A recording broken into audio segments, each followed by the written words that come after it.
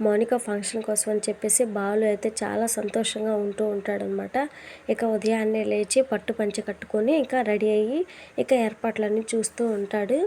ఇక అప్పుడే అక్కడికే రవి రావడంతో ఇక రవిని చూసి లేచిపోయినాడు అని చెప్పేసి రవి మీద కొంచెం అయితే సెటైర్లు వేస్తూ ఉంటాడనమాట. ఇక ఎంతలో శృతి వచ్చి ఎవరినో ఏదో అంటున్నట్టున్నారు అని చెప్పేసి అనగానే ఇక రవి అయితే మనల్ని కాదులే అని చెప్పేసి చెప్తూ ఉంటాడు. అక్కడ మనోజ్ కూడా ఉంటాడనమాట. మనోజ్ అయితే వీడిని అంటున్నాడని చెప్పేసి రవిని అయితే చూపిస్తాడనమాట. ఇక శృతి అయితే కోపంగా అసలు ఏంటి మీ కంటికి మీ తమ్ముడు అసలు ఎలా కనిపిస్తున్నాడని చెప్పేసి తిట్టబోతూ ఉండగానే ఇక అప్పుడే సత్యం అయితే ప్రభావతి అయితే వస్తూ ఉంటారు. ఇక వాళ్ళని చూడగానే శృతి అయితే సైలెంట్ అయిపోతుందనమాట. ఇక సత్యాన్ని చూసి బాలు అయితే ఏంటి నాన్న నీ కళ్ళంతా అంత ఎర్రగా అయిపోయాయి, మీరు రాత్రంతా నిద్రపోయినట్లే లేదే, ఇలా అయితే మీ ఆరోగ్యం ఏం కావాలి, పనులన్నీ పూర్తి అయిపోయాయి కదా, నేను ఉన్నాను కదా చూసుకోవడానికి, మీరు ఎందుకు టెన్షన్ పడుతున్నారని చెప్పేసి బాలు అయితే అంటూ ఉంటాడనమాట సత్యంతో. ఇక సత్యం అయితే ఏం మాట్లాడకుండా ప్రభావతి వైపే చూస్తూ ఉంటాడనమాట. ఇక ప్రభావతిని అయితే ఏమైంది అని చెప్పేసి బాలు అయితే అడుగుతాడు. ఏం లేదురా, కాకినాడ దగ్గర ఒక గుడి ఉంది, అక్కడికి నువ్వు వెళ్ళి పూజ చేసి రావాలని చెప్పేసి ప్రభావతి అయితే చెప్తుందనమాట.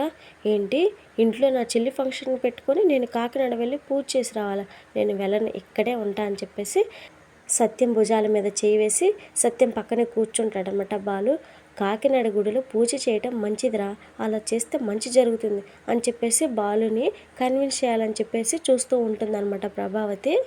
ఇక బాలు అయితే పూజ చేయాలంటే నేను ఒక్కడనే ఉన్నానా, ఇంట్లో రవిగాడు ఉన్నాడు, మనోజ్ గాడు ఉన్నాడు, వాళ్ళని పంపించవచ్చు కదా, నన్నే ఎందుకు పంపించాలనుకుంటున్నావు అని చెప్పేసి బాలు అయితే అంటూ ఉంటాడన్నమాట. ఇక శృతి అయితే మధ్యలో మమ్మల్ని ఎందుకు ఇరికిస్తావు, మేము మొన్నే చెప్పాం ఫంక్షన్కి మేము ఉన్నాం, బయటికి ఎక్కడికైనా వెళ్తామని, కానీ అత్తయ్య మావయ్య చెప్పారు మమ్మల్ని ఇంట్లోనే ఉండమని చెప్పేసి, మేము ఎక్కడికి వెళ్ళం, ఏ పూజ చేయమని చెప్పేసి శృతి వాళ్ళు కూడా అంటారనమాట.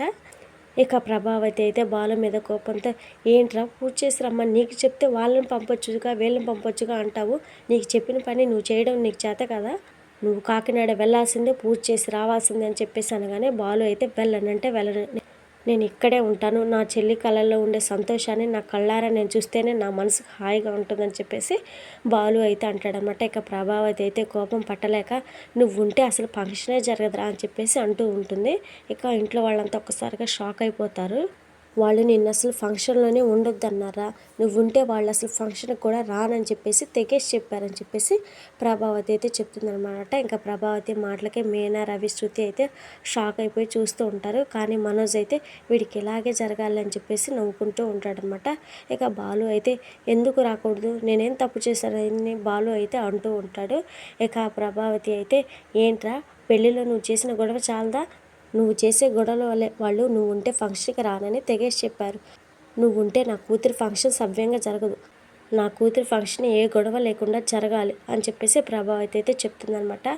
ఇక మీనా అయితే కోపంగా ఏంటత్తయ్య, మౌనిక ఫంక్షన్ కోసం అని చెప్పేసి ఆయన ఎంత కష్టపడ్డారు, కనీసం తిండి తిప్పలు కూడా రాకుండా చేతికి ఎంత గాయమైనా కానీ డ్రైవింగ్ చేస్తూనే ఉన్నారు, ట్రిప్పుల మీద ట్రిప్పులు వేసి కావాల్సిన డబ్బులని సమకూర్చి మరి ఎంత ఇదిగా చేస్తూ ఉంటే ఆయనే ఫంక్షన్లో ఉండొద్దని అంటారని చెప్పేసి అనగానే ఇక ప్రభావతి అయితే షాక్ అయిపోయి చూస్తూ ఉంటుందన్నమాట. ఇక మనోజ్, రోహిణి కూడా అలానే చూస్తూ ఉంటారు. ఇక సత్యం అయితే బాలుని చూస్తూ బాధతో ఏడుస్తున్నట్టుగా ఉంటాడనమాట. ఇక ఆ ప్రభావతి అయితే ఏంటండి మీరేం మాట్లాడరేంటి, ఆ బాలుగాడిని ఫంక్షన్లో ఉండొద్దని వాళ్ళు చెప్పినప్పుడు మీరు నా పక్కనే ఉన్నారు కదా, మీరేం మాట్లాడరేంటే అని చెప్పేసి అంటూ ఉంటుందన్నమాట. ఇక బాలు, మీనా అయితే ఒకసారిగా షాక్ అయిపోయి చూస్తూ ఉంటారు. ఇక సత్యం అయితే సైలెంట్గా ఉండిపోతాడనమాట. ఇక బాలు అయితే ఇక కుర్చీలో కూర్చున్న సత్యం కాళ్ళ దగ్గర అయితే కూర్చొని ఏంటి నాన్న ఈ విషయం నీకు ముందే తెలుసా, ఇది ముందే చెప్తే సరిపోయేది కదా నాన్న, దీనికోసమా నువ్వు ఎంతలా బాధపడుతున్నావు, నువ్వు ఉండొద్దురా అంటే నేను ఈ పాటికి వెళ్ళిపోయి ఏ చెట్టు కింద పుట్ట కింద కూర్చునేవాడిని కదా నాన్న, నేను వెళ్ళిపోతానని చెప్పేసి బాలు అయితే అంటాడనమాట. వెంటనే షాక్ అయిపోయి సత్యం అయితే అలానే చూస్తూ ఉంటాడు. ఇక మీనా అయితే మీరు లేకుండా నేను ఒక్కదాన్ని మాత్రం ఇక్కడ నుండి ఏం చేస్తానండి, మీరు ఎక్కడుంటే నేను కూడా అక్కడే ఉంటానని చెప్పేసి ఇక మీనా కూడా బాలు వెంట వెళ్ళిపోతుంది అనమాట.